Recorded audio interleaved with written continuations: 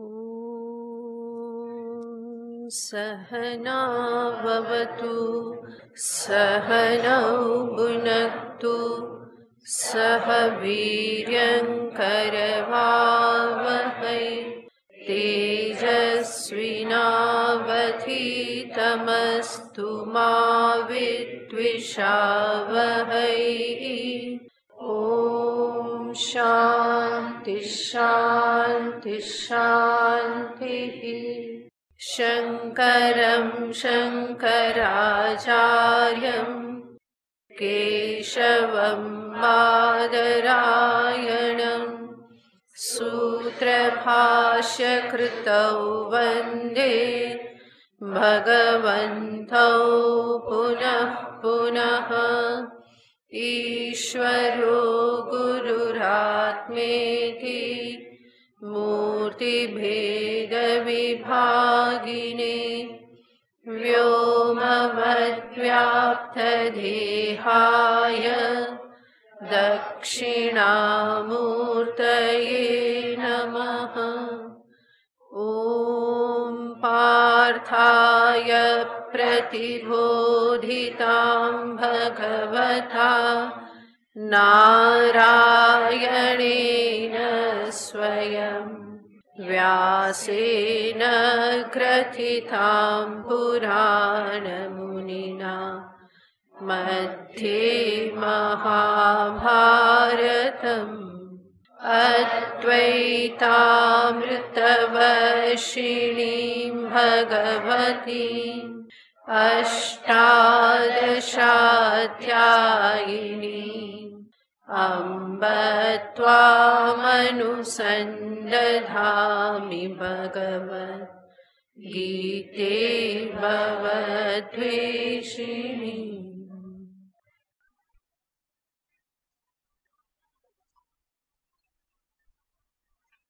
38वां श्लोक। श्री भगवानुवाच सुख दुःखे समे कृत्वा लाभालाभौ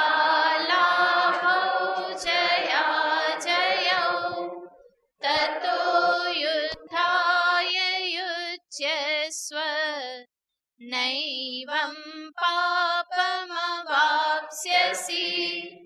एषा ते विहिता सांख्ये बुद्धिर्योगे त्विमां शृणु बुद्ध्या युक्तो यया पार्थ कर्मबन्धं प्रहास्यसि नेहाभिक्रमनाशोऽस्ति प्रत्यवायो न विद्यते स्वल्पमप्यस्य धर्मस्य त्रायते महतो भयात् व्यवसायात्मिका बुद्धिः एकेह कुरु नन्दन बहुशाखायनन्ताश्च बुद्धयो व्यवसायिनाम्।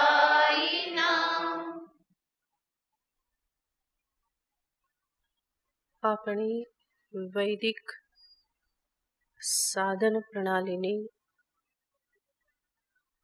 એ વિશેષતા છે કે જેમાં સાધ્ય એક છે, સાધન અનેક છે. અને જે સાધ્ય દર્શાવવામાં આવે છે એ ફરી કોઈ થોપી બેસાડવામાં આવેલું નથી કે આ સાધ્ય છે, પરંતુ મનુષ્ય સ્વયં વિચાર કરે પોતાની ઈચ્છાઓનો તો એને પોતાને ખ્યાલ આવે કે ના, વાસ્તવમાં હું આ જ જંખું છું. તો વેદશાસ્ત્ર દર્શાવે છે મનુષ્ય જીવનનું પરમ લક્ષ્ય, પરમ ધ્યેય છે કેવળ નિત્ય સુખની પ્રાપ્તિ. અને આ નિત્ય સુખની પ્રાપ્તિ કે જેના માટે મુખ્ય સાધન દર્શાવવામાં આવે છે આત્મ સ્વરૂપનું જ્ઞાન. અને આ સાધન સુધી પહોંચવા માટે ફરી અનેક પ્રકારના સાધનોનું નિરૂપણ વેદશાસ્ત્ર કરે છે કે જે સર્વ સાધન મને આત્મજ્ઞાન સુધી પહોંચાડે અને આત્મજ્ઞાન થકી અંતે હું નિત્ય સુખને, નિત્ય આનંદને, પોતાના જ પૂર્ણ સ્વરૂપને હું પામી શકું. અને વેદશાસ્ત્રની આ જે પ્રણાલી જે છે એ દરેક સાધકને, મુમુક્ષુને સ્પષ્ટ હોવી જોઈએ. જ્યાં સુધી આ સ્પષ્ટતા પ્રાપ્ત નથી થતી ત્યાં સુધી એ પોતાના માર્ગમાં પણ નિશ્ચિત રૂપે આગળ વધી શકતો નથી. માટે સમજવું રહ્યું મારા જીવનનું ધ્યેય શું છે, અને ધ્યેય પ્રાપ્તિને અર્થે મુખ્ય સાધન કયું છે અને મુખ્ય સાધન સુધી પહોંચાડનાર ગૌણ કે સહકારી સાધનો કયા કયા છે. તો આ બધાનું જ્ઞાન શાસ્ત્રમાં જ આપવામાં આવે છે કે જેમાં દર્શાવવામાં આવે છે કે અનેક માર્ગ જે છે એ જ્ઞાન સુધી પહોંચાડે છે. જેવી રીતે પર્વત પર રહેલા મંદિર સુધી પહોંચવાને માટે અનેક કેડીઓ હોઈ શકે, અનેક માર્ગ હોઈ શકે, પરંતુ મંદિરે પહોંચ્યા પછી ભગવાનના દર્શન કરવા માટેનું એક જ દ્વાર છે. તો એ દ્વાર થકી પ્રભુના દર્શન થાય છે. ગર્ભગૃહમાં પ્રવેશ એક જ દ્વારથી થાય છે. તો એવી જ રીતે અહીંયા પણ પ્રણાલી છે. અનેક પ્રકારના માર્ગ છે. કર્મ માર્ગ છે, ઉપાસના માર્ગ છે, ભક્તિ માર્ગ છે, અનેક પ્રકારે દર્શાવવામાં આવે છે. અને આ બધા જ માર્ગ કે સાધનો જે છે એ મને આત્મજ્ઞાન સુધી કે જે મુખ્ય દ્વાર છે ત્યાં સુધી એ મને પહોંચાડે છે કે જેના થકી અંતે મને આત્મપ્રભુના કે આત્મદેવના દર્શન થાય કે જે અંતિમ લક્ષ્યની સિદ્ધિ છે. તો આવી રીતે આ વૈદિક પ્રણાલી છે. અને આજે ફરી ફરીને તમે સાંભળો છો કે બધા માર્ગ એક જ જગ્યાએ લઈ જાય છે. આવું તમે અનેક વખત સાંભળતા હશો. જરૂર વાત સાચી છે, પરંતુ એ એક જગ્યા કે એક સ્થાન એટલે કયું સ્થાન સમજવું રહ્યું? આત્મજ્ઞાન રૂપી સ્થાન.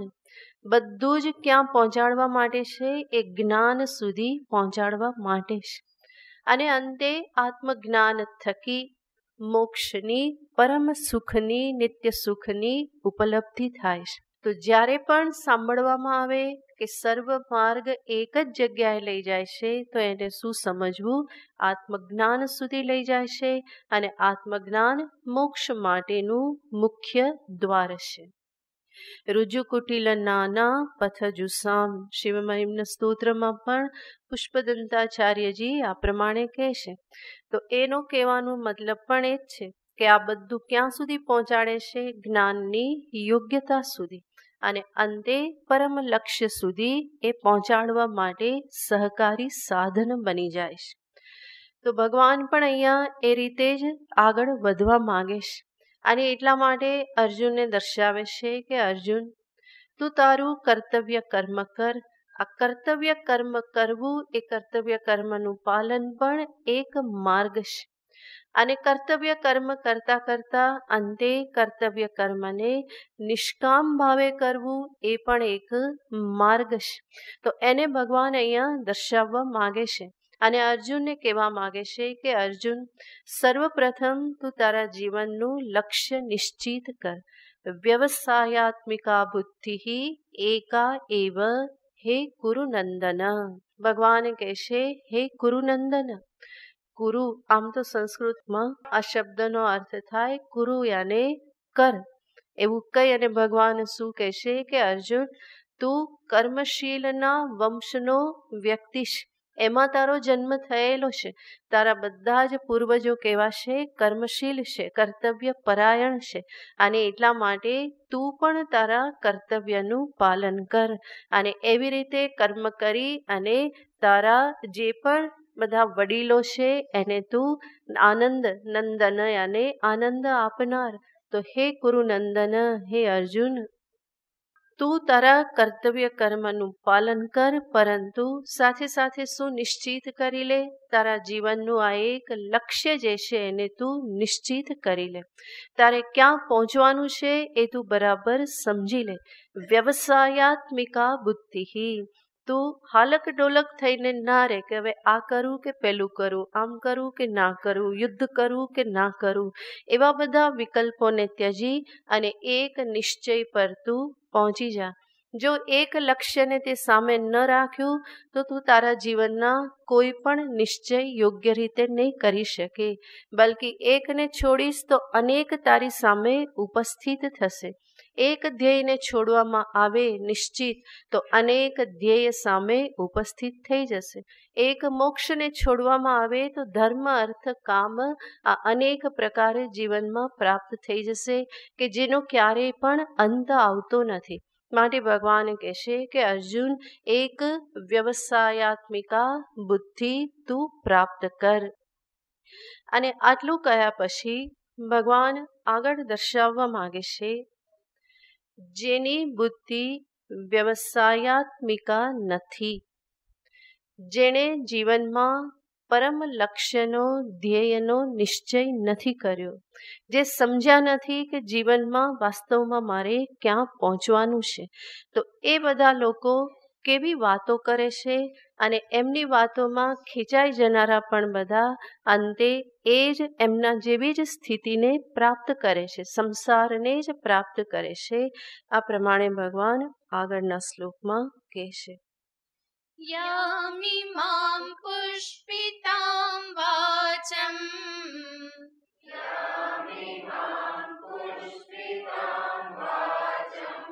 પ્રવદન્ત્ય વિપશ્ચિતઃ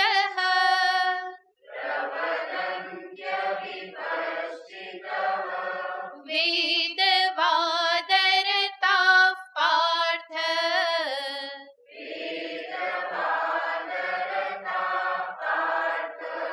નાન્યદસ્તીતિ વાદિનઃ.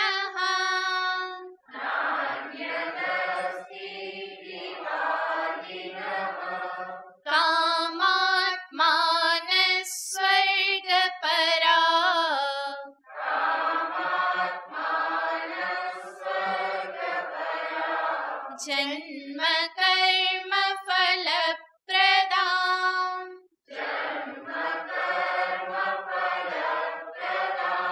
ક્રિયા વિશેષ બહુલાં ભોગૈશ્વર્ય ગતિં પ્રતિ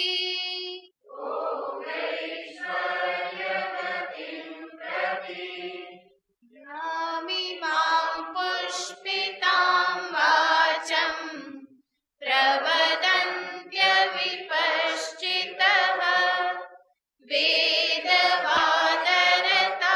પાર્થ નાન્યદસ્તીતિ વાદિનઃ. કામાત્માનઃ સ્વર્ગપરા જન્મ કર્મ ફલપ્રદાં ક્રિયા વિશેષ બહુલાં ભોગૈશ્વર્ય ગતિં પ્રતિ.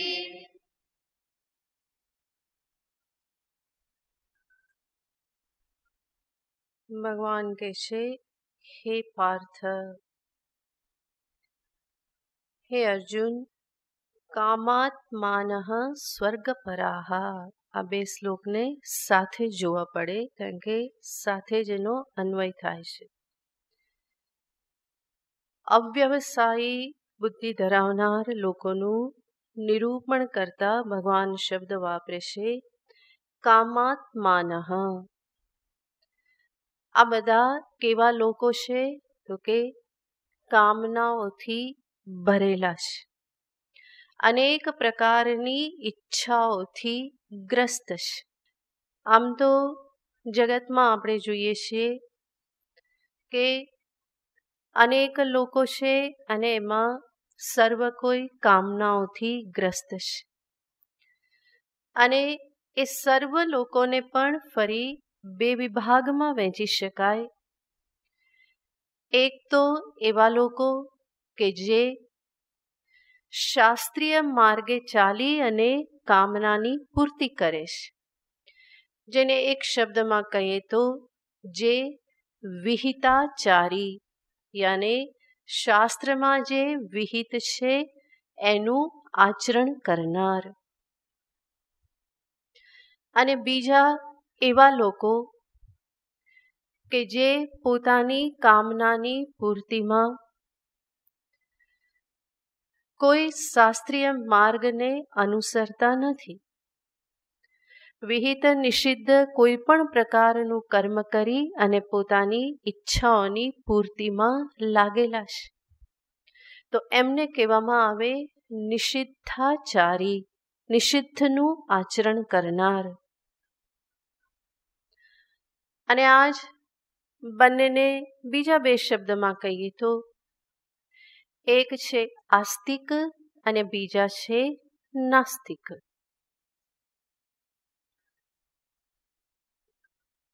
આપણી હિન્દુ પરંપરામાં કે શાસ્ત્રીય પરંપરામાં આસ્તિકનો અર્થ છે જે વેદ શાસ્ત્રને માને છે,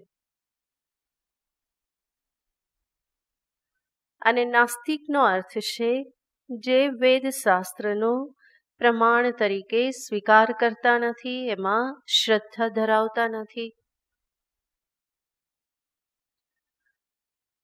તો આ રીતે બે પ્રકારના લોકો છે કે જે કામનાઓની પૂર્તિમાં લાગેલા છે. આપણે જે બે પ્રકાર જોયા, વિહિતાચારી, નિષિદ્ધાચારી, આસ્તિક, નાસ્તિક, એમાં ભગવાન શ્રી કૃષ્ણચંદ્ર જે નિષિદ્ધાચારી છે એની તો અહીંયા વાત પણ કરતા નથી. અહીંયા જેની વાત કરે છે એ એવા લોકોની વાત છે કે જે વેદમાં શ્રદ્ધા ધરાવે છે અને વેદ દ્વારા દર્શાવેલા માર્ગે પોતાની કામનાઓની પૂર્તિ કરવામાં લાગેલા છે. તો એવી વ્યક્તિઓની અહીંયા ભગવાન વાત કરે છે. અને એનું નિરૂપણ કરતા ભગવાન અહીંયા શબ્દ પ્રયોગ કરે છે કામાત્માનઃ સ્વર્ગપરાઃ વેદવાદરતાઃ નાન્યદસ્તીતિ વાદિનઃ અવિપશ્ચિતઃ. આટલા શબ્દો ભગવાન એ લોકો માટે વાપરે છે, જેમાં સર્વપ્રથમ કહેશે કામાત્માનઃ.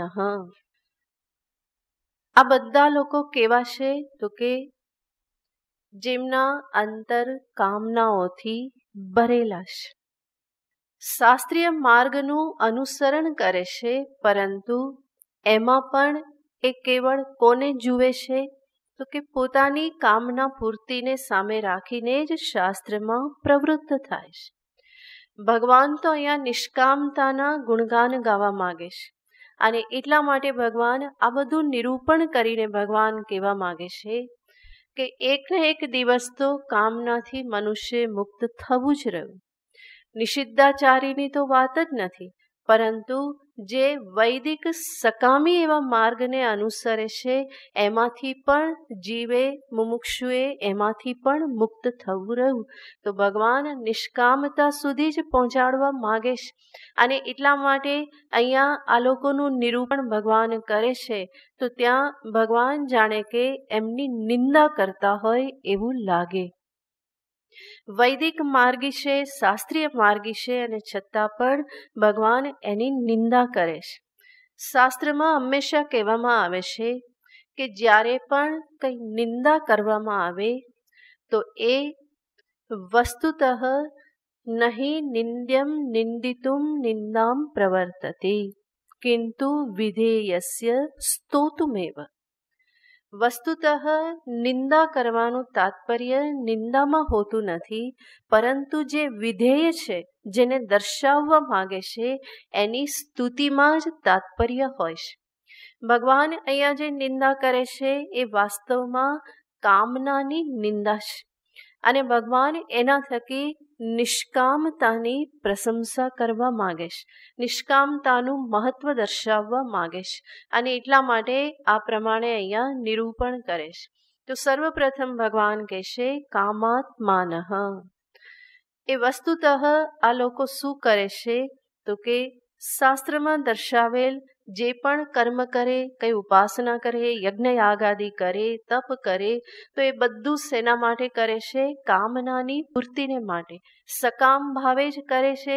આ કરું તો આ મળે, આ કરું તો આ મળે, આ કરું તો આટલું મળી જશે, આવી ભાવનાથી આ બધા વૈદિક કર્મ કરે છે. સાથે સાથે આપણે ભૌતિક જગતના સામાન્ય લોકોને પણ સામે રાખીને આ જોતા જઈશું તો લોકો પણ જગતમાં મોટા ભાગે કેવી રીતે કર્મ કરે છે તો કે સકામ ભાવે જ કર્મ કરે છે, કામનાઓથી ભરેલા છે. એક પણ ક્ષેત્ર એ કામના રહિત રીતે વિચારી શકતા નથી. કંઈ પણ કરે તો એની પાછળ કંઈક હિસાબ હોય છે. કંઈ પણ કરે તો પહેલાં વિચારે છે કે આમાં મને શું મળશે. કોઈના માટે કંઈ કરે, કોઈને કંઈ મદદ કરે, શારીરિક આર્થિક, તો પહેલાં વિચાર કરે કે મને શું મળશે. બીજા કોઈ પણ કર્મમાં પ્રવૃત્ત થાય તો સૌથી પહેલો વિચાર આ થાય છે. આજકાલ તો કોઈની સામે હસે તો એની પાછળ પણ શું હોય? હિસાબ હોય. તો આવી રીતનું મનુષ્યનું જીવન છે. વૈદિક માર્ગીનું જીવન કહો કે જે વૈદિક માર્ગી નથી એનું જીવન કહો, એ પણ કેવું ભરેલું છે? કામનાઓથી ભરેલું છે. અને એટલા માટે જ ભગવાન ભાષ્યકાર કે બાલસ્તાવત ક્રીડાસક્ત તરુણસ્તાવત તરુણી રક્ત વૃદ્ધસ્તાવત ચિંતામગ્ન પરમે બ્રહ્મણી કોપી ન લગ્ન. મનુષ્યના જીવનનો વિચાર કરીએ તો આખું જીવન કેવી રીતે પસાર થઈ જાય છે? આ કામનાઓની પકડમાં જ જીવન પસાર થઈ જાય છે. બાળક જ્યારથી સમજણું થાય ત્યારથી એ પણ આ જોઈએ, આ જોઈએ, આ જોઈએ હંમેશા એ કરતું રહેશે.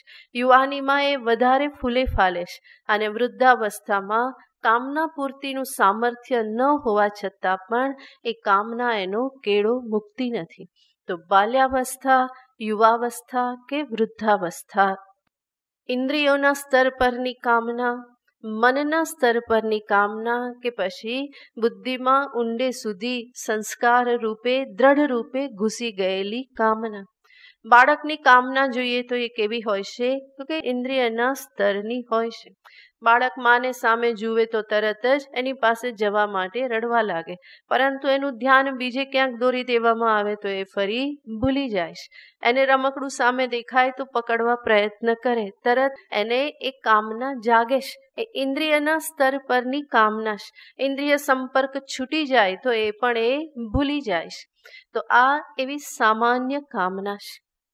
આ જ કામના ધીમે ધીમે વધી અને યુવાવસ્થામાં એ મનના સ્તર સુધી પહોંચી જતી હોય છે. પછી ઇન્દ્રિયની સામે વિષય હોય કે ન હોય, મન શેમાં લાગેલું રહેશે? એ વિષય ચિંતનમાં લાગેલું રહેશે. તો ઇન્દ્રિય સંપર્ક હોય ના હોય એ મહત્વનો નહીં રહ્યો, પરંતુ મનમાં એ વિષયનું ચિંતન સતત ચાલ્યા કરે. એનો અર્થ આ વિષય કામના ક્યાં સુધી પહોંચી ગઈ? ઇન્દ્રિયના સ્તરથી એ મનના સ્તર સુધી પહોંચી જાય છે. અને એનાથી પણ આગળ મનના સ્તર પર રહેલી કામનાઓને ફરી ફરીને પૂર્તિ કરવામાં અંતે શું થઈ જાય છે તો કે એ બુદ્ધિમાં અંદર સુધી એ પહોંચી જાય છે. અને પરિણામે હંમેશા એ મન કે બુદ્ધિ જે છે એ કોના વશમાં રહેશે? એ જ કામનાના વશમાં. ચિંતા મગ્ન. બાળક તો શું હતું તો કે બાલસ્તાવત ક્રીડાસક્ત તરુણસ્તાવત તરુણી રક્ત.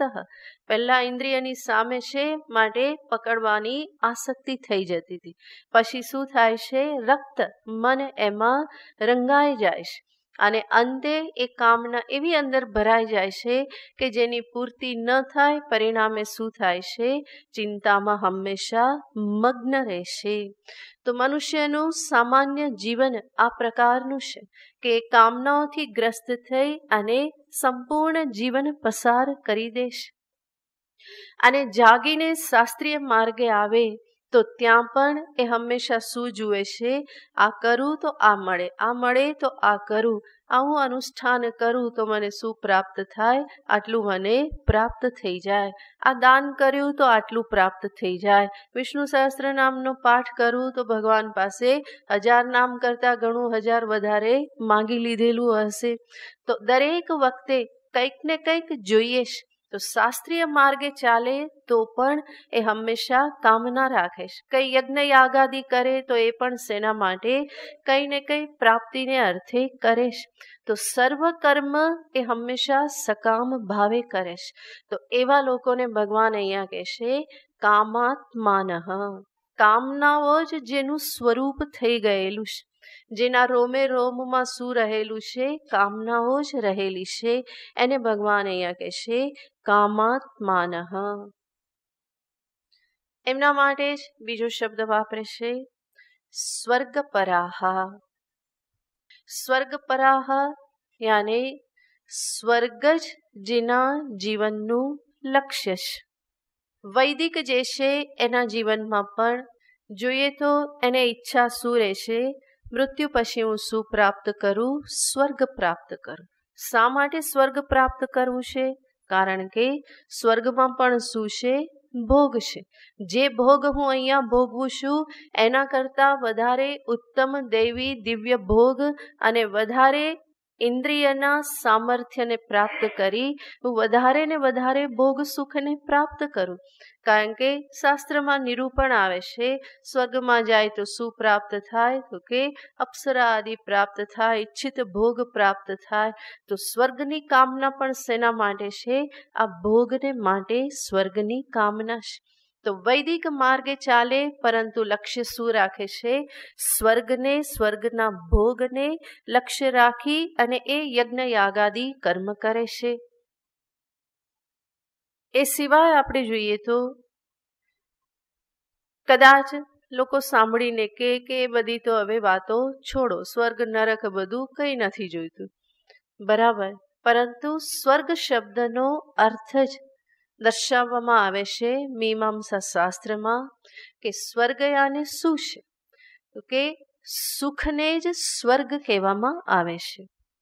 યજ્ઞ દુઃખેન સંભિન્નમ ન ચ ગ્રસ્ત મનંતરમ અભિલાષોપનીતમ જ તત્સુખમ સ્વપદાસ્પદમ. મીમાંસકો જ આ લક્ષણ આપે છે. મીમાંસક યાને પરમ વૈદિક કર્મકાંડી કે જે કર્મ યજ્ઞ યાગાદિમાં પરમ શ્રદ્ધા રાખે છે અને એના થકી જ આ સ્વર્ગાદિ પ્રાપ્ત કરવાની ઈચ્છા રાખે છે. તો સ્વર્ગ એટલે શું? વસ્તુતઃ સ્વર્ગ યાને સુખ છે કે જેવા સુખને બધા જ લોકો ઝંખે છે. કેવું સુખ? યન્ન દુઃખેન સંભિન્નમ, જે દુઃખથી સંકળાયેલું નથી. યાને એવી અવસ્થા કે જ્યાં દુઃખ નથી. દરેક વ્યક્તિ ભૌતિક જગતમાં ઈચ્છે જ છે મારી પાસે આટલા આટલા વિષયો બધા હોય, ઘર હોય, ગાડી હોય, ઘરમાંથી મોટો બંગલો થાય, સરસ મજાનું ફર્નિચર હોય, બધું જ ઝંખે છે બધા. તો આ ઝંખના શા માટે છે? એના થકી શું જોઈએ છે? સુખ જોઈએ છે. સાથે સાથે શું ઈચ્છે છે? આ બધું આવું ને આવું જ બની રહે, જેવું છે એવું બની રહે. નચગ્રસ્ત મનંતરમ, બીજા કોઈ કાળનો કોળિયો એ થઈ ના જાય, પરંતુ જેવું છે એવું બની રહે. એટલું જ નહીં, જેવું છે એના કરતાં વધારે સારું થઈ શકે. ઘરનું ફર્નિચર બદલી નાખીએ ખરા, પરંતુ એનાથી ઓછું તો નહીં થવું જોઈએ. જે છે એના કરતાં કેવું થાય? સારું થાય. તો ઘર પણ બદલી નાખીએ એનો વાંધો નહીં, નાના ઘરમાંથી મોટું ઘર જોઈએ. ખાલી એક જ વસ્તુ છે જે બદલાતી નથી અને એ શું છે? મનુષ્યનું શરીર. મર્યા વગર બદલાતું નથી. નહીં તો એને પણ બદલી નાખે, જેમ બહારનું બધું બદલી નાખે એવી રીતે. પરંતુ માનવ શરીર એવું છે કે જે મર્યા વગર બદલાતું નથી. બીજું બધું જ બદલી નખાય. શા માટે બદલી નાખે છે? આ વધારે સારું બની રહે, હજુ વધારે સારું બની રહે, વધારે સારું બની રહે. અને જે છે બધું તો જળવાય રહે, એના કરતાં વધારે સારું મળી રહે. આ ઝંખના પણ બધાને હોય છે. સાથે સાથે અભિલાષોપનીતમ છે. અને આ બધું મને કેવી રીતે મળે? ઈચ્છા કરું અને મળી જાય. મારા મનમાં ઈચ્છા થાય, હું ધારું અને મને મળી જાય. આવું કોણ નથી ઈચ્છતું? ન મળે અલગ વસ્તુ છે, પરંતુ ઈચ્છા તો બધાને આવી હોય જ છે. અને આવું જે સુખ જે છે, જે દુઃખથી સંકળાયેલું નથી, જે ક્યારેય પણ પાછું જાય નહીં અને મારી ઈચ્છા મુજબ મળે, આવું સુખ બધાને જોઈએ છે. અને એને જ કહેશે કે તત્ સુખમ સ્વપદાસ્પદમ. આજે બધું અહીંયા કહ્યું એ જ સુખ શું છે? સ્વર્ગ પદનો અર્થ છે. વાસ્તવમાં જોઈએ તો આ 3 શરત જે છે, દુઃખ વગરનું, હંમેશા રહેનારું અને ઈચ્છા મુજબ મળનારું, આ કહેવાતા સ્વર્ગલોકમાં પણ આ પૂરી 3 શરત ત્યાં પૂરી થતી નથી. ત્યાં પણ દેવતાઓ ઉપર વારંવાર અસુરો હુમલો કરે છે, દુઃખી થઈ જાય છે. ત્યાં પણ ઊંચ નીચ બધા ભેદભાવ છે, કોઈએ કોઈને ઝૂકવું પડે, કોઈને ઝૂકે, આ બધા પ્રોટોકોલ ત્યાં પણ છે. અને ત્યાં પણ હંમેશા બધું પોતાનું ધાર્યું થતું નથી. તો સર્વ પ્રકારે એ સ્વર્ગલોકમાં પણ આ બધી પૂર્તિ થતી નથી. પરંતુ આ વિચાર થતો નથી અને એટલા માટે અહીંયા કર્મ કરી અને ક્યાં પહોંચવા માંગે છે? સ્વર્ગલોકમાં પહોંચવા માંગે છે. અને નહીં તો પણ અહીંયા જ સર્વ પ્રકારનું સુખ પ્રાપ્ત કરવા માંગે છે, પરંતુ એની મર્યાદા એને જણાતી નથી. તો આવા સુખને કે જે વસ્તુતઃ એવી રીતે 3 પ્રકારની શરતને પૂરું કરનારું સુખ મારા પ્રયત્નથી, એવા પ્રયત્નથી પ્રાપ્ત થઈ શકતું નથી, એને સમજાતું નથી. અને પરિણામે પૂરું જીવન જે છે શેની પાછળ કાઢે છે? આવા સુખ પાછળ કે જે વસ્તુતઃ ઘણા પરિશ્રમના અંતે મળે છે. એ હંમેશા રે, એનું કોઈ ઠેકાણું નહીં. હંમેશા મારી ઈચ્છા મુજબ જ પ્રાપ્ત થાય એવું પણ સંભવ નથી. આ એ વિચાર કરતો નથી અને એટલા માટે પોતાના જીવનમાં લક્ષ્ય કોને બનાવીને રહેશે? કે સ્વર્ગને, આવા સુખને જ લક્ષ્ય બનાવે છે. તો એવા લોકોને ભગવાન અહીંયા કહેશે સ્વર્ગપરાહા. ત્રીજો શબ્દ વાપરે છે વેદવાદ રતાહા. વેદવાદ રતાહા એનો અર્થ થાય છે વેદશાસ્ત્રમાં જે અર્થવાદ રૂપે કહેવામાં આવેલ છે. અર્થવાદનો અર્થ છે સ્તુતિ, પ્રશંસા કે પછી નિંદા, એ રીતે જે કહેવામાં આવેલ છે. તો વેદવાદરતા, વેદમાં અનેક જગ્યાએ સ્તુતિ, નિંદા દર્શાવવામાં આવેલા છે. પરંતુ આપણે જાણીએ છીએ કે વેદ આ બધું નિરૂપણ શા માટે કરે છે? મનુષ્યને પરમ લક્ષ્ય સુધી પહોંચાડવા માટે. ક્યાંક એને લોભ દેખાડે, ક્યાંક ભય દેખાડે. અને એવી રીતે વેદશાસ્ત્ર મનુષ્યને શાસ્ત્રીય માર્ગમાં પ્રવૃત્ત કરે છે. જે અશાસ્ત્રીય માર્ગે, અધાર્મિક માર્ગે પોતાની કામનાની પૂર્તિ કરે છે, અથવા જે આળસુ થઈને બેઠેલો છે એવી વ્યક્તિને પ્રવૃત્ત કરવા માટે, પ્રવૃત્ત થયેલાને શાસ્ત્રીય માર્ગે લાવવાને માટે વેદ અનેક પ્રકારે યજ્ઞ યાગાદિ કર્મોની પ્રશંસા કરે છે. અનેક પ્રકારના વિષયોનું નિરૂપણ વેદ કરે છે. શા માટે? કારણ કે મનુષ્યની બુદ્ધિ જ કામનાઓથી ગ્રસ્ત છે. માટે એને પહેલા એ માર્ગ બતાવવો પડે કે જો આ કરીશ તો તારી આ કામનાની પૂર્તિ થશે, આ કરીશ તો તને આ મળશે. આવી રીતે દર્શાવવું પડે તો એ એમાં પ્રવૃત્ત થાય. જેમ અનેક પ્રકારના યજ્ઞો દર્શાવવામાં આવે છે વિવિધ વિષયોની પ્રાપ્તિને અર્થે, પરંતુ વેદનું તાત્પર્ય કેવલ વિષયો પ્રાપ્ત કરાવવામાં નથી.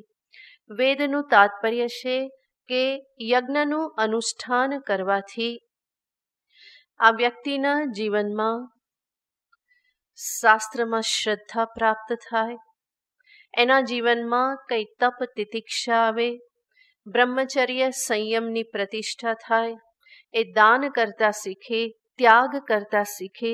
આ બધું વેદશાસ્ત્રનું પ્રયોજન છે. અને આવી રીતે આ બધું શીખે તો ધીમે ધીમે એનું અંતર જે છે એ શુદ્ધ થાય, ધીમે ધીમે કામનામાંથી એ મુક્ત થાય. આ વેદશાસ્ત્રનું તાત્પર્ય છે. પરંતુ એ તાત્પર્ય ન સમજી અને વેદનો જે વાદ અર્થવાદ જે છે એને જ મુખ્ય માની અને આ લોકો પ્રવૃત્ત થાય છે. તો એને ભગવાન અહીંયા કહે છે વેદવાદ રતાહા. જરૂર શાસ્ત્ર વિષયોનું નિરૂપણ કરે છે, કહે છે યજ્ઞ કરો તો અમૃતની પ્રાપ્તિ થશે, સ્વર્ગમાં જશો ત્યાં અમૃત પાન કરશો, અમર થઈ જશો, ત્યાં નૃત્ય ગીત વાદ્ય સંગીત અપ્સરા આ બધું હશે, તમે ત્યાં જશો તો તમારું મહાન સ્વાગત થશે, એહી કરી અને બધા તમને આમ લઈ જશે, પધારો પધારો, અપ્સરાઓ લઈ જશે, બીજા પણ જે દેવતાઓ હશે એ પણ તમારું સ્વાગત કરશે. આ બધું વેદમાં કહેવામાં આવે છે. પરંતુ એ કહેવાનું તાત્પર્ય છે કે આળસુ થઈને બેઠેલો કંઈક આ કર્મમાં પ્રવૃત્ત થાય, અથવા જે ખોટા માર્ગે સુખ પ્રાપ્ત કરવા માટે પ્રવૃત્ત થાય છે એને સાચો માર્ગ મળી રહે, શાસ્ત્રીય માર્ગે એ આવે અને ધીમે ધીમે અંતે નિષ્કામતા સુધી પહોંચે. આ વેદનું તાત્પર્ય છે. પરંતુ નિષ્કામતા તો ક્યારેય સ્વપ્નમાં પણ આવતી નથી અને એ બધા ક્યાં અટવાઈ જાય છે? આ કામના પૂર્તિમાં જ. તો એને કહેશે વેદવાદ રતાહા. એટલું જ નહીં, સાથે સાથે નાન્યદસ્તીતિ વાદિનઃ, આ બધા સાથે સાથે શું કહેશે? આના સિવાય બીજું કંઈ છે જ નહીં. યાને જીવનમાં આ જ કરવાનું છે, કામનાઓની પૂર્તિ જ માત્ર કરવાની છે. કર્માતિરિક્તમ જ્ઞાનમ નાસ્તિ, સ્વર્ગાતિરિક્તમ મોક્ષો નાસ્તિ. કંઈ છે જ નહીં. કર્મ કરો, કર્મ જ સર્વસ્વ છે. જ્ઞાન જેવી કોઈ વસ્તુ નથી. જ્ઞાન કંઈ અપાવી શકે નહીં. જે પણ અપાવે કોણ અપાવે છે? કર્મ જ અપાવી શકે. માટે કર્મ જ શ્રેષ્ઠ છે. એટલું જ નહીં, કર્મ સિવાય બીજું કંઈ જીવનમાં કરવાનું જ નથી. અને મોક્ષ એટલે શું? તો કે સ્વર્ગ એ જ મોક્ષ છે. સ્વર્ગથી અતિરિક્ત બીજી કોઈ મોક્ષ નામની જન્મ મૃત્યુના ચક્રથી મુક્ત થવા રૂપી મોક્ષ, અવિદ્યા નિવૃત્તિ ઉપલક્ષિત મોક્ષ જેવી કોઈ વસ્તુ છે નહીં. નાન્યદસ્તીતિ વાદિનઃ, આટલું જ છે. અને આ તો વૈદિક લોકો આવું કહે છે. જે વેદમાં શ્રદ્ધા નથી ધરાવતા એ તો શું કહેશે?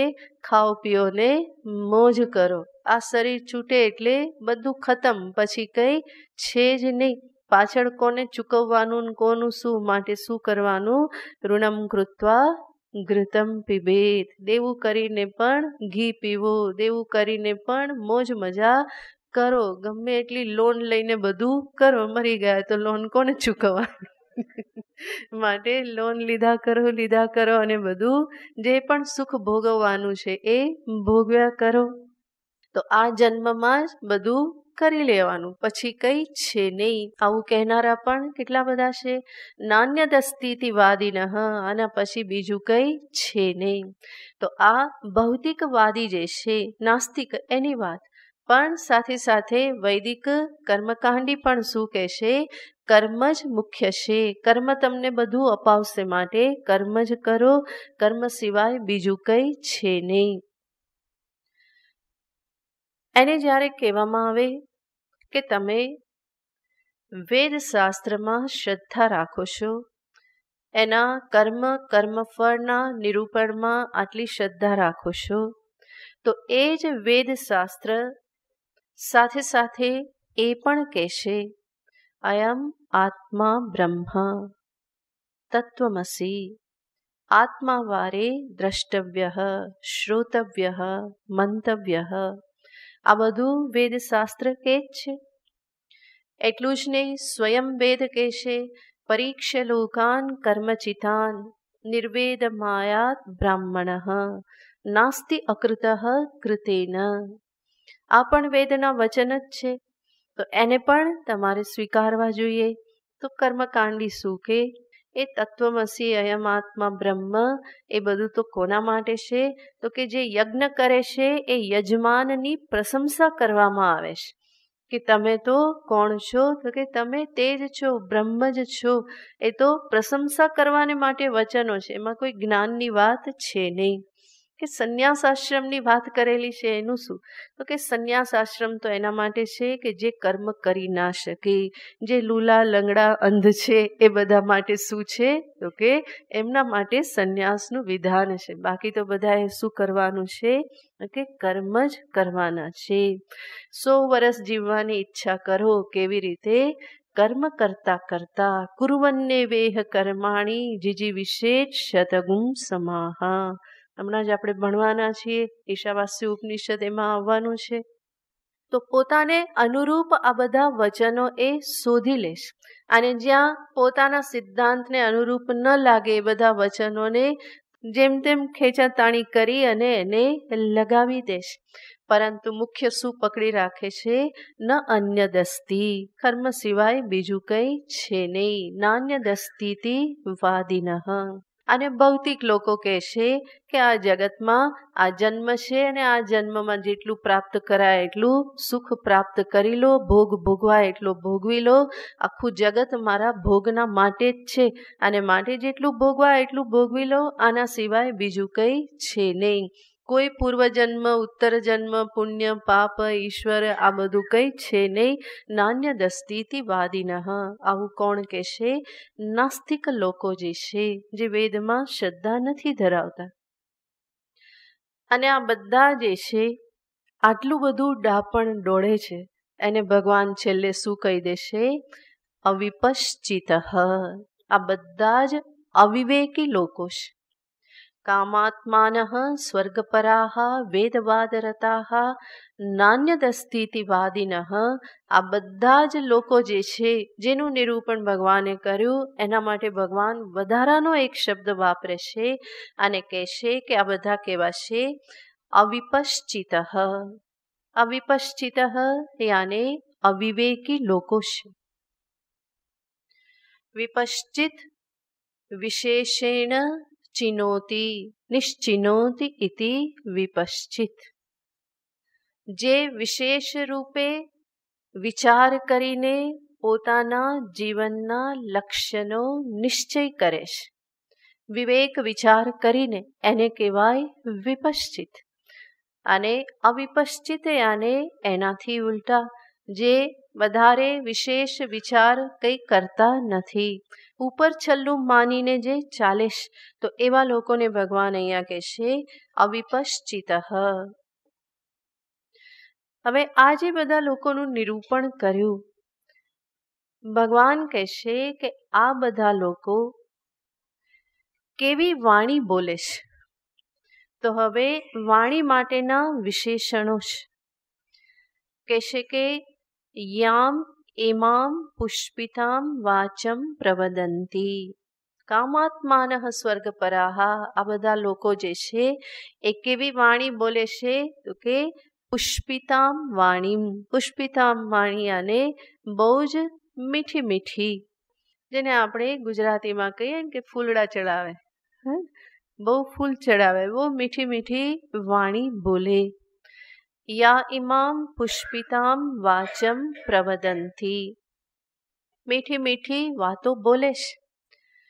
અને એ જે એમની વાણી જે છે, એ વાણી વાસ્તવમાં કેવી છે? તો એના માટે ભગવાન બે શબ્દ વાપરે છે. ભોગૈશ્વર્ય ગતિમ પ્રતિ જન્મ કર્મ ફલપ્રદામ ક્રિયા વિશેષ બહુલામ. વાણી માટેના આ શબ્દો છે કે જેમાં કહેશે ભોગૈશ્વર્ય ગતિમ પ્રતિ. એમની આ વાણી જે છે એ વાસ્તવમાં કઈ બાજુ લઈ જનારી છે? ભોગ અને ઐશ્વર્ય તરફ જ ગતિ કરાવનારી છે.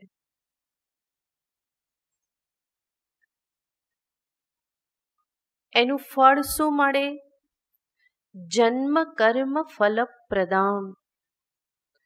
અંતે એનું ફળ મળશે ફરી આ સંસારમાં જન્મ.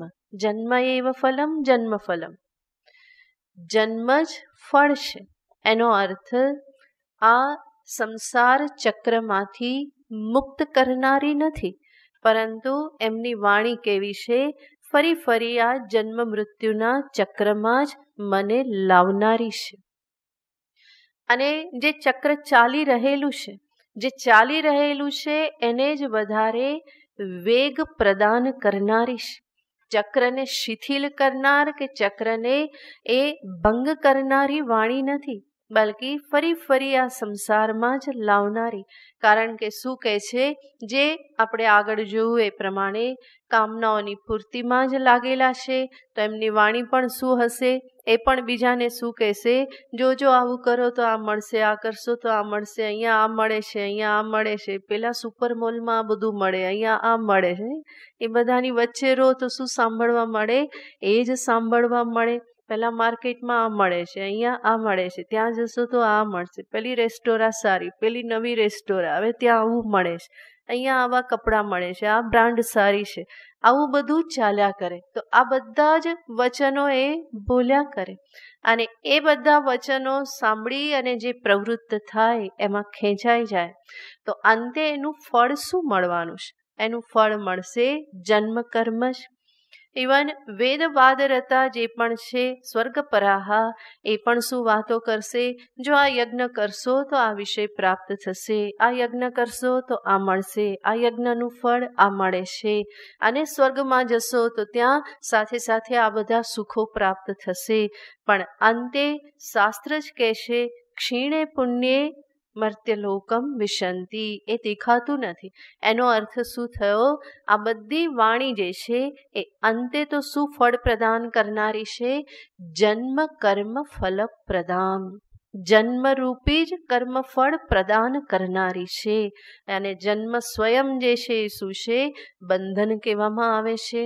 જન્મ થયો તો પછી આગળ જે પણ રફતાર જે ચાલે છે એને અટકાવી શકવાના નથી.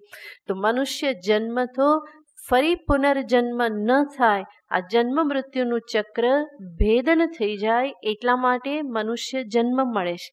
નહીં કે ફરી ફરીને જન્મ પ્રાપ્ત કરવાને માટે કે સંસાર ચક્રને દ્રઢ કરવા માટે. જરૂર કર્મ કરો, પરંતુ કર્મ કરવાની કળા પણ શાસ્ત્ર જ શીખવાડે છે. જે ભગવાન અહીંયા શીખવવાના છે કર્મયોગ. અને જ્યારે હિસાબ લગાવવામાં આવે તો સંતો કહે છે કે મનુષ્ય એક દિવસમાં એટલા કર્મ કરે છે કે જેના થકી એને 250 યોની પ્રાપ્ત થાય. 84 લાખ યોની છે, અને 84 લાખ યોનીમાં જે જન્મ પ્રાપ્ત થાય છે એ શેના થકી થાય છે? મનુષ્ય દેહમાં કરેલા કર્મ થકી એ બધા જન્મ પ્રાપ્ત થાય છે. અને એ જે સર્વ જન્મ જે છે એમાં પણ કહેવામાં આવે છે કે મનુષ્ય યોની પણ કેટલી? અમુક પ્રકારની જ મનુષ્ય યોની છે. દેવ યોની 10 પ્રકારની કહેવામાં આવે છે. પુણ્ય અધિક હોય તો દેવ યોની પ્રાપ્ત થાય, પાપ પુણ્ય સમાન હોય તો મનુષ્ય યોની પ્રાપ્ત થાય, અને પાપ વધારે હોય તો મનુષ્ય સિવાયની જે યોની છે એ પ્રાપ્ત થાય. તો આ 84 લાખ યોનીમાંથી કદાચ 4 લાખ પણ એક બાજુ કરી દો તો પણ બાકીની 80 લાખ તો કેવી છે? અધોયોની જ છે, કદાચ એનાથી પણ વધારે.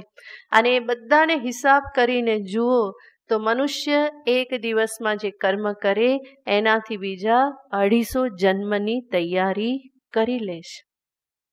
અને માટે જ અહીંયા શું કહેવામાં આવે, આ બધી વાણી જે છે કેવી છે, જન્મ કર્મ ફલપ્રદામ, ફરી ફરીને જન્મ જ પ્રાપ્ત કરાવનારી છે. અને મનુષ્ય જન્મ પણ ફરી ફરીને પ્રાપ્ત થાય તો પણ એમાં જો આત્મજ્ઞાન પ્રાપ્ત ન કરે, પ્રભુનું ભજન ન કરે તો એ મનુષ્ય જીવન પણ વ્યર્થ જ છે. તે સે પ્રાણી હરિનામ બિના સુમિરન કર લે મેરે મના. તો નાનકજી કહે છે કે સુમિરન કરી લે. હરિનામ વગરનો મનુષ્ય જે છે કેવો છે, જેવી રીતે ફળ વગરનું કોઈ વૃક્ષ હોય, ચંદ્ર વગરની રાત્રિ હોય, દીપક વગરનું મંદિર હોય, એવી રીતે મનુષ્ય હરિનામ વગરનો મનુષ્ય એ એવો મનુષ્ય છે. તો માનવ જન્મ પ્રાપ્ત કરીને પણ પ્રભુનું ભજન ન કરે, આત્મજ્ઞાન તરફ અગ્રેસર ન થાય, નિષ્કામતા તરફ અગ્રેસર ન થાય તો એ મનુષ્ય જન્મ પણ કોઈ વિશેષ ફળ પ્રદાન કરતો નથી. બલકે એનાથી ફરી શું પ્રાપ્ત થાય છે, જન્મ જન્મ જ પ્રાપ્ત થયા કરે છે. માટે અહીંયા ભગવાન કહે છે કે વાણી કેવી છે, જન્મ કર્મ ફલપ્રદામ. એટલું જ નહીં, ભગવાન સાથે સાથે કહે છે ક્રિયા વિશેષ બહુલામ. એ વાણી જે બોલે છે એમાં મોટા ભાગે શું રહેલું છે, તો કે ક્રિયા વિશેષ બહુલામ. બહુ જ બધી ક્રિયાઓ, બહુ જ બધો પરિશ્રમ, બહુ ક્રિયા વિશેષ એમાં રહેલ છે. અને એના પરિણામે હંમેશા શું થયા કરે છે, આ કરું કે તે કરું, પેલું કરું કે આ કરું, કેટલું બધું કરવાનું છે, ક્યાંય પહોંચાતું નથી, હજુ આટલું રહી ગયું, હજુ આ બાકી રહી ગયું, આટલું કરી લઉં પછી આટલું કરીશ, હજુ આટલું બાકી રહી ગયું. તો આ ક્યારેય પણ પૂરું થતું નથી. સંસારમાં કામના, કામનાથી કર્મ, કર્મથી કર્મફળ, ફરી એના સંસ્કાર, સંસ્કારથી ફરી કામના, કામનાથી કર્મ, આ બધું સતત ચાલ્યા જ કરે છે. એકની પાછળ બીજું, બીજાની પાછળ ત્રીજું. આ લંગર ક્યારેય પણ બંધ થતું નથી. જેવી રીતે ટિશ્યુ પેપરનું બોક્સ હોય ને, એમાંથી એક ટિશ્યુ પેપર બહાર કાઢીએ તો એની સાથે બીજું બહાર આવી જ જાય, એક બીજું કાઢીએ તો એની સાથે ત્રીજું ફરી પાછું ઉપર આવીને રહી જ જાય. આ સંસારમાં કર્મ, કર્મફળનું ચક્ર કે સમસ્યાઓ કો કે કામનાઓ કો, એ બધું પણ કેવું જ છે, આવું જ છે. એકને સંભાળો એની પાછળ બીજું આવે, બીજું સંભાળો એની પાછળ ત્રીજું ફરી પાછું મોઢું ખોલીને ઊભું જ હોય કે હજુ મારી સંભાળ લેવાની છે. તો આ ક્રિયા વિશેષ બહુલામ. અને આ બધું સંભાળવામાં કેટલી બધી ક્રિયા, કેટલો પરિશ્રમ મનુષ્ય સતત કરતો રહેશે. તો આ વાણી કેવી છે, અનેક પ્રકારના કર્મમાં પ્રવૃત્ત કરનારી, સાથે સાથે જન્મરૂપી જ કર્મફળ પ્રદાન કરનારી એવી વાણીઓ ઇમામ પુષ્પિતામ વાચમ પ્રવદંતી. આ બધા લોકો બોલે છે. કોણ? સ્વર્ગપરાહા કામાત્માનઃ પ્રવદંતી. જેના જીવનનું લક્ષ્ય કેવલ ભૌતિક સુખ જ છે, એ લોકો આવી વાણી સતત બોલતા રહેશે. સ્વયં તો એમાં રચ્યા પચ્યા છે અને બીજાને પણ શેમાં એ પ્રવૃત્ત કરે છે, એમાં જ પ્રવૃત્ત કરે છે.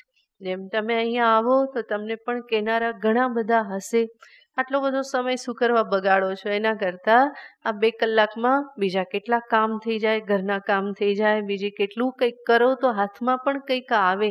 આ દર અઠવાડિયે 2 દિવસ પાછા સવારે આવો તો વધારાનું પાછું કે પાછા એ કેવા લાગે કે સાંજે જતા હતા હવે સવારે શરૂ કર્યું કે, તો આકરું બહુ લાગે. શા માટે? કારણ કે એ જે માર્ગે છે એ માર્ગે તમે નથી, તમે એક બીજા માર્ગે આવવાનો પ્રયત્ન કર્યો અને એટલા માટે એમને ખૂચે. અને ખૂચે એટલે શું થાય, એ અનેક પ્રકારની વાણી બોલે.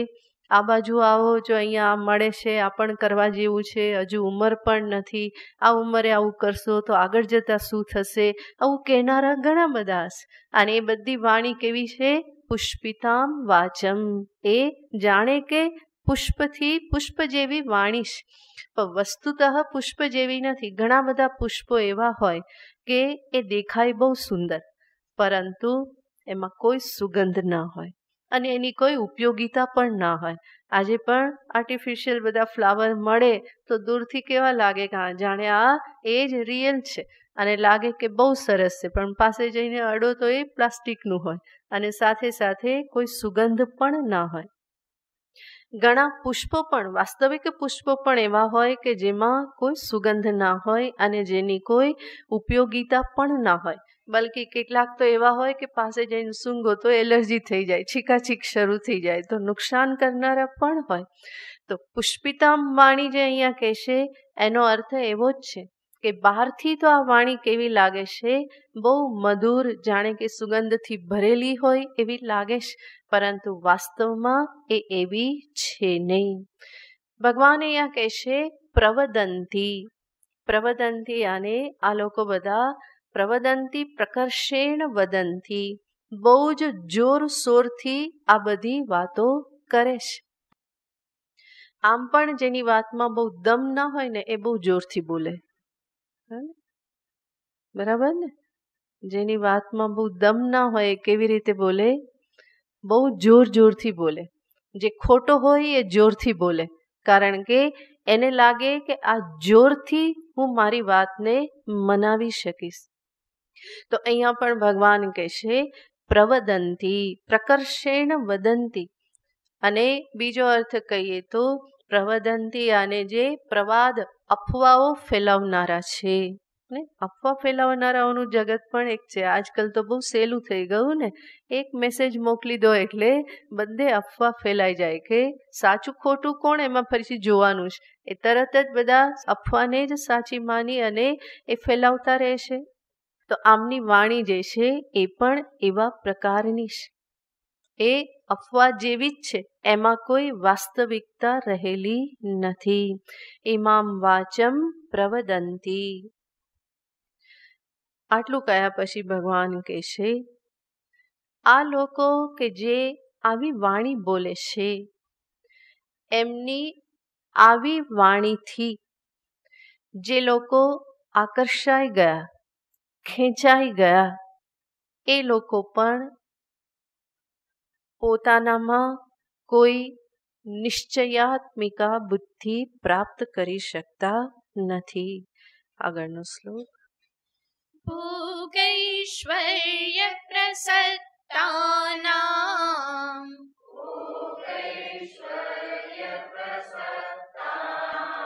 તયા પરિત ચેતસામ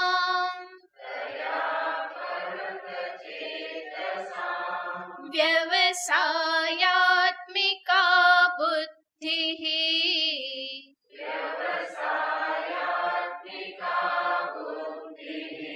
સમાધૌ ન વિધીયતે.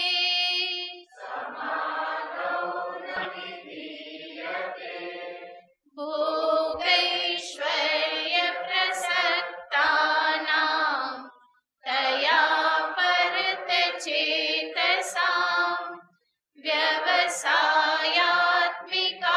બુદ્ધિઃ સમાધૌ ન વિધીયતે. તયા અપહૃત ચેતસામ.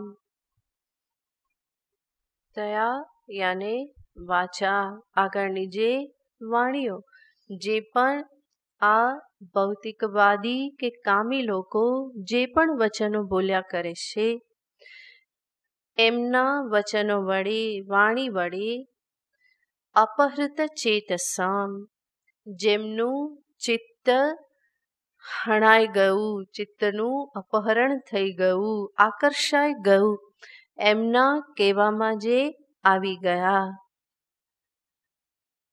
એવા એમના કહેવામાં આવ્યા તો પછી એ પણ કેવા થઈ જાય છે?